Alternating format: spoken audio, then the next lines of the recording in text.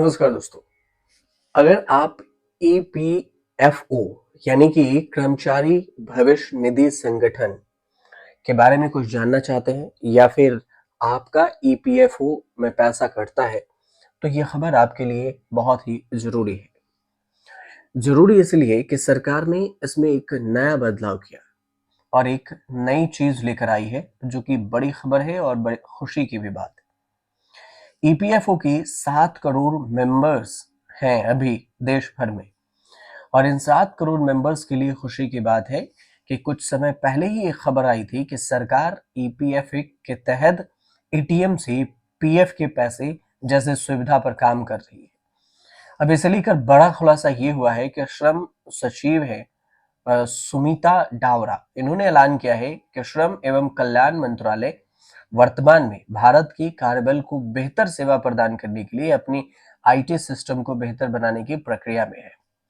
उन्होंने कहा है कि ईपीएफओ मेंबर्स अगले साल यानी कि साल 2025 से बड़े सुधार की उम्मीद कर सकते हैं क्योंकि इन्हें एटीएम से पीएफ का पैसा निकालने की सुविधा मिलने वाली है।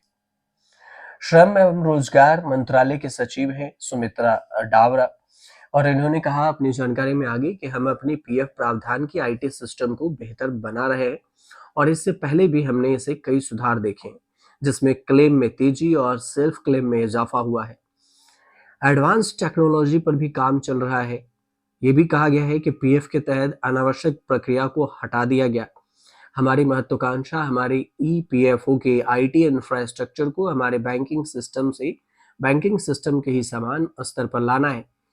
जनवरी 2025 में इस पर बड़े सुधार देखने को मिलेंगे जब हमारे पास ईपीएफओ में आईटी के 2.1 वर्जन होगा। ये आईटी 2.1 वर्जन माना जा रहा है। दावेदार जो भी लाभार्थी हैं या फिर बीमा धारक जो भी व्यक्ति हैं वो सीधे एटीएम से अपना पैसा वापस लेने के दावा कर सकते हैं, तुरंत निकाल सकते हैं। साथ ही सिस्टम और एडवांस होने से आप कुछ और भी सुधार देख सकेंगे सिस्टम में जब सुधार होगा तो।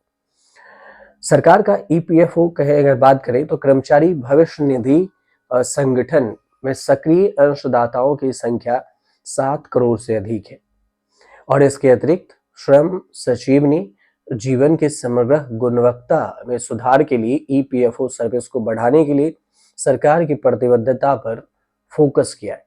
डावरा ने यह भी कहा है कि योजनाएं एडवांस स्टेप में है। हालांकि कोई स्पेशल समय सीमा नहीं बताई गई है, लेकिन ईपीएफओ सर्विस को बढ़ाने और जीवन को आसान बनाने के लिए सरकार की पहल में पीएफ निकासी के लिए एक नया कार्ड जारी करना जरूर शामिल है जिसे एटीएम के माध्यम से आसानी से किया जा सकता है, निकाला जा सकता है। हालांकि कुल जमा पर 50% ही निकासी की सीमा रखी गई है। मान के चलिए कि अगर आपकी जमा राशि है 5,000 तो आप सिर्फ 2,500 रुपए ही निकाल सकते हैं।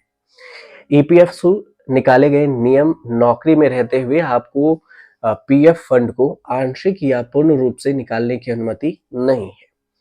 अगर आप कम से कम 1 महीने से बेरोजगार हैं तो आप अपने पीएफ बैलेंस का 75% तक निकाल सकते हैं।